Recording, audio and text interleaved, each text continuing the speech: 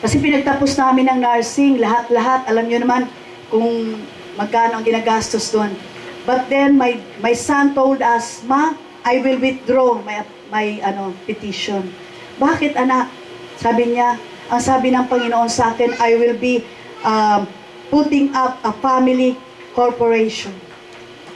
Noong pa kasi sinasabi yan sa amin, sabi niya, Ma, magbi-business ako. Right now, he is taking masteral degree, and actually may business siya. Just for 1 month na umalis kami, pagbalik namin, alam nyo, ang savings niya, alone, tapos na, nakapag-bless na siya sa man of God, nakapag-tithes na siya lahat, nakapag-bless na siya sa mga pastor, alam nyo, ang savings niya, just for 1 month and 10 days, 143,000. Palapakan nga natin ang Panginoon. God is proving to us, pinug po sa amin ng Panginoon, kung ano ang direksyon ng anak namin. And even when we were in Chicago, may mga kausap kami doon ng mga nurses, they told us, you know, your son's decision is really the best decision. Because we are nurses here, but we are still employee. Kung hindi kami kumayod, hindi kami magkakaroon ng income, sabi nila. Right now, sabi, matatanda na kami, saka lang kami nakapag-isip mag-business. Kaya, alam niyo po, sometimes, ito nga sinasabi ng Panginoon, His thoughts are not our thoughts, His ways are not our ways. Kaya sabi namin, anak, yan ang direksyon sa iyo ng Panginoon, sinusuportahan ka namin doon. Diba? Sabihin po natin kung ano ang gusto nating mangyari sa anak natin. Sabi mo, hindi, baby pa ang anak ko bakit ko sasabihin maliit pa siya, hindi po. Kung ano sinasabi mo ngayon, yun ang mangyayari sa anak mo.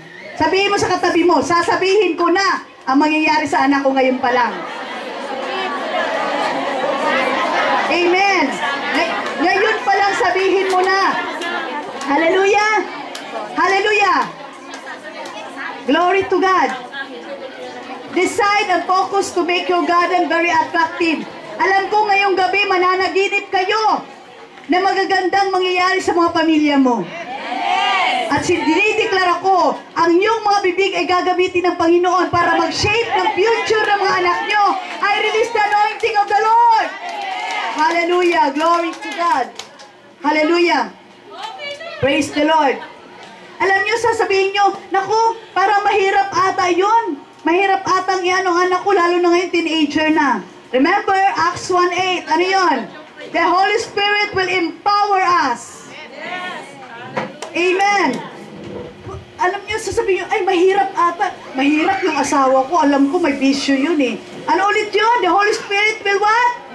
Empower us. Hindi tayo kikilos sa sarili natin diskarte. Kikilos tayo kasama ang Diyos. Kasama ang banal na Espiritu Santo. Remember po si Saul?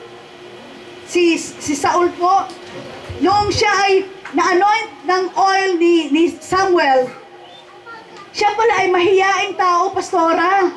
Nung hinahanap na siya at ipapresent siya bilang king, nawawala siya. Alam mo kung nasaan siya? Nagtatago po doon sa mabigasan.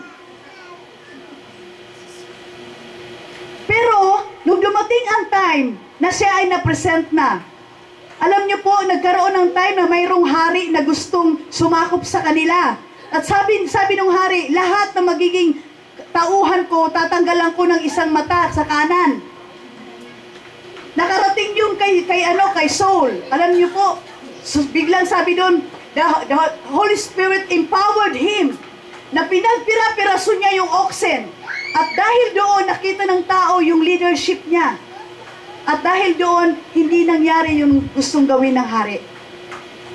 When the Holy Spirit empowers us, ano mangyayari sa... You will be a changed person. Amen. Si Saul, from a fearful person, from a person that is full of fear, siya ay isang tao na naging matapang. Sabihin mo sa katabi mo, atapang at tao ito. sa kabila pa. Hallelujah. When the Holy Spirit is upon you, He will empower all of us.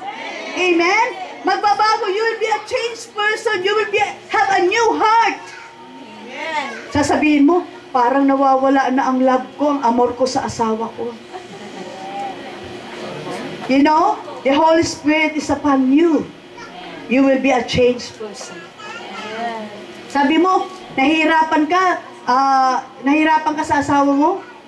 Always remember the Holy Spirit will empower you and you will be witnesses. Amen? At ano ang witness? You will have witness protection. You will have witness provision. Kaya huwag kang mag-alala. Amen? And it says, you will be witnesses in Jerusalem, sa pamilya mo, in Judea, in Samaria, sa community, sa bansa, at unto the ends of the earth. Kaya hanggang dito, you will be witnesses of what God will do to you and to your family in the Philippines. Because of your faith, everything will change for God's glory. Hallelujah. Tingnan natin. Dahil sa ginawa ni Isaac, ano ang nangyari? Genesis 26 verse 12 and 13. Gusto ko po, sabay-sabay natin itong basahin. 1, 2, 3, go. Shout it out. Then Isaac sowed in that land and received in the same year an 100-fold, and the Lord blessed him. Verse 13. And the man waxed great and went forward and grew until he became very great. Sa NLT po ang sabi, he became wealthy and the wealth continued to grow. Sino ang gusto nun? I release the anointing of prosperity to every family here in the name of Jesus. Sabi nga, his wealth, hindi daw natigil. It never stopped, but it continually grew. Dinideklara ko sa lahat ng mga taong naniniwala dito na may mangyayari sa pamilya mo. Sa iyong pagtaas ng kamay, dinideklara ko ang tuloy-tuloy na pagpapala ng Diyos. Saan man naroon ang mga pamilya mo, I declare that there will be prosperity and there will be success in the name of Jesus. Dinideklara ko rin na lahat na may mga utang makakabayad sa pangalan ni Jesus. Hallelujah, glory to God. Ang sabi dito, he became very great. Ang bawat isa sa atin ay pagpapalain ng Panginoon. Hallelujah.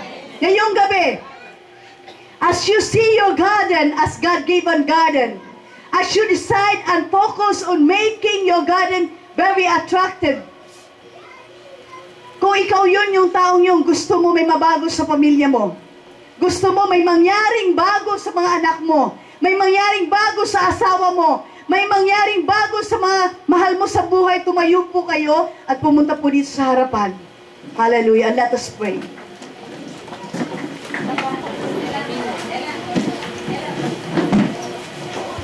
Hallelujah.